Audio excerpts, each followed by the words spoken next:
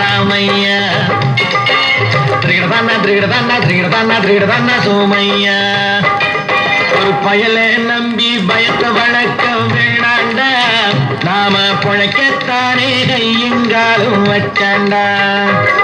அட உள்ளதை கொண்டு வாழ வேணும் தெரிஞ்சுக்க, நம்ம விரலுக்கேத்த வீக்கம் வேணும் புரிஞ்சிக்கு. திருகிடதானா